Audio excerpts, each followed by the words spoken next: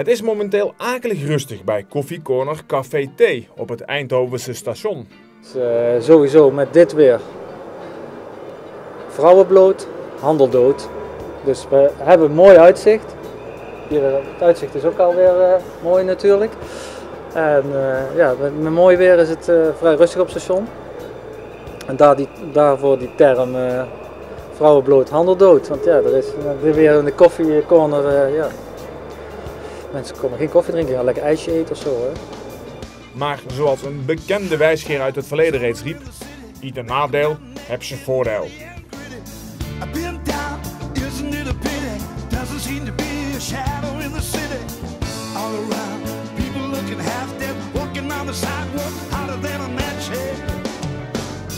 But at night it's a different world. Go out and find a girl. Come on, and dance all night.